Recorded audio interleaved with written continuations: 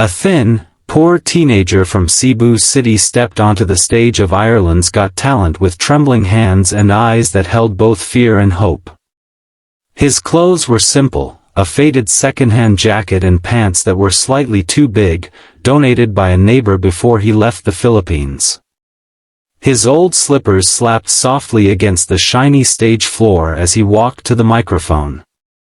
The bright studio lights made him squint, and for a moment, he felt like running away. But he remembered why he came, his mother's voice telling him, "Anak, your voice is your only gift. Use it." The judges looked at him with curiosity, noticing how nervous he was. One judge leaned forward, seeing the anxious rise and fall of his chest.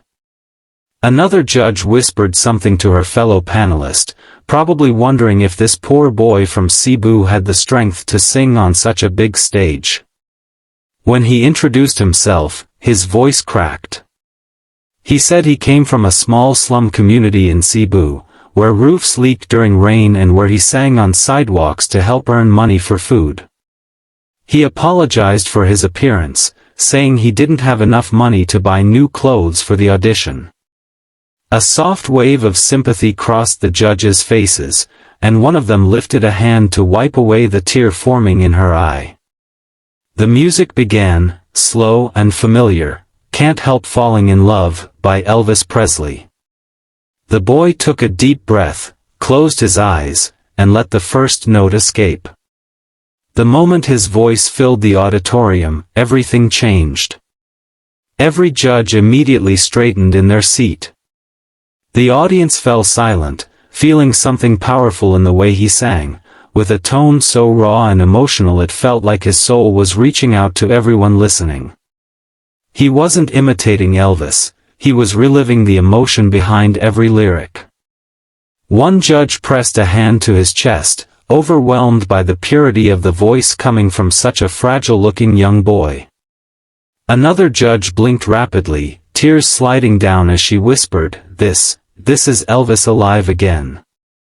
The chorus swelled, and his voice soared, steady and beautiful, carrying the heartbreak and hope of a lifetime of struggle. When the final note faded, the whole room erupted. People stood instantly, clapping, cheering, wiping tears from their faces. The judges rose to their feet in a powerful standing ovation. One judge's voice shook as she told him he had just given Ireland one of the most emotional performances the show had ever seen. The boy covered his mouth in shock, tears spilling down his cheeks as he realized that, for the first time in his life, he wasn't just a poor boy from Cebu. He was a star. Young man from Tonda, Manila stepped onto the Ireland's Got Talent stage, his bare feet touching the cold floor as cameras zoomed in on his uncertain smile. His clothes were worn, the kind you'd see on street performers who spent long hours beneath the blazing Manila sun. He clutched the microphone with both hands, trying to steady the trembling that had begun in his fingertips. The judges exchanged glances, clearly noticing his poverty, his nervousness, and the weight he carried in his eyes. One judge leaned forward gently, asking him where he came from and what brought him to Ireland. His answer came with a shy bow of the head. He said he lived in the crowded streets of Tonda, where he used to sing for coins to support his younger siblings, sometimes earning just enough for rice and sardines.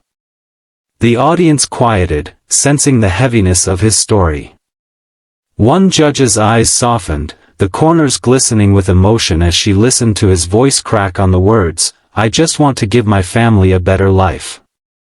He apologized for not having proper shoes, saying he had to choose between buying food or renting footwear for the audition. The judges reassured him, telling him that talent mattered more than anything he wore. He nodded gratefully, his chest rising with a deep breath as the music cue lit up on the screen behind him. The iconic opening of Elvis Presley's "Suspicious Minds" filled the hall. At first, the boy hesitated. Then, suddenly, his voice burst forth, rich, strong, unexpectedly full of power. Every judge's expression changed instantly. The woman judge's hand flew to her mouth in shock.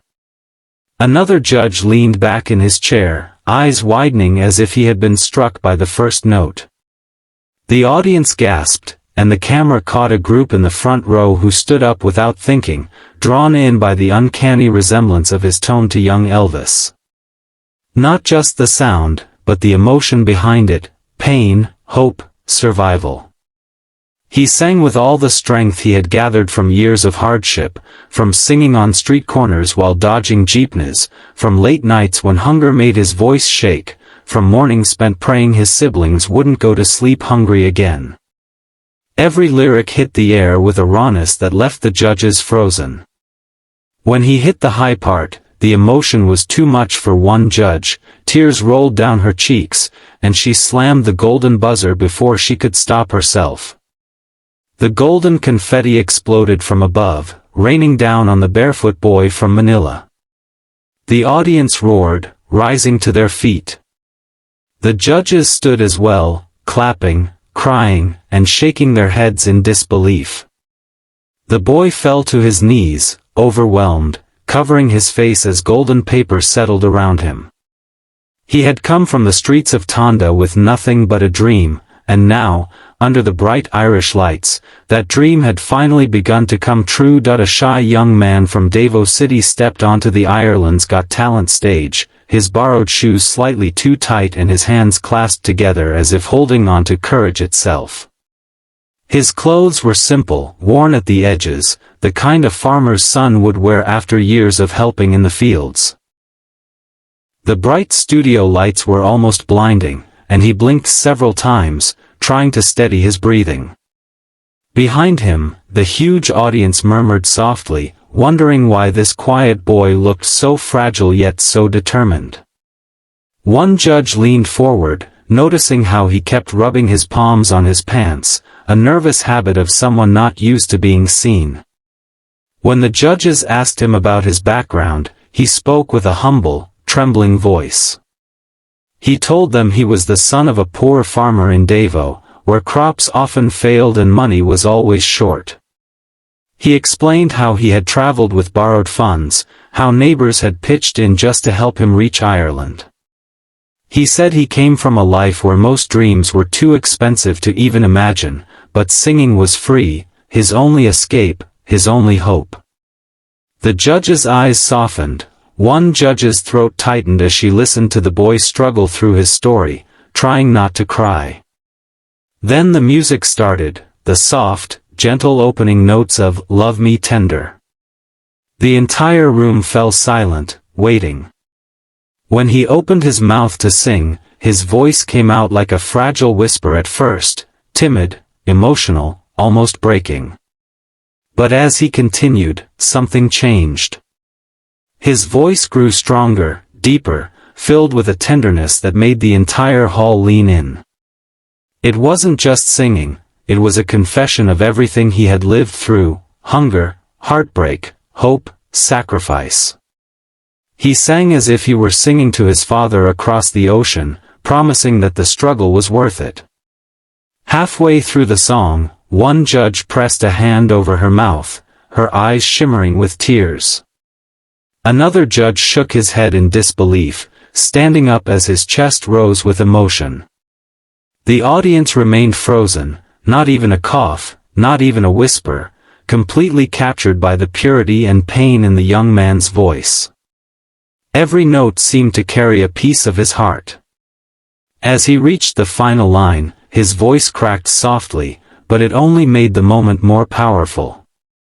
When he finished, the silence lasted a second longer than usual, like the room needed to breathe again. Then an explosion of applause filled the hall.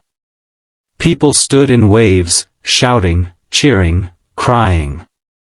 The judges rushed to their feet, clapping with tears on their cheeks. One judge stepped forward, voice shaking, telling him that he had just given Ireland one of the most heartfelt performances the show had ever seen. The boy from Davao lowered his head, tears falling onto the borrowed shoes he wore. For the first time in his life, he felt seen, not as a poor farmer's son, but as someone the world could never forget.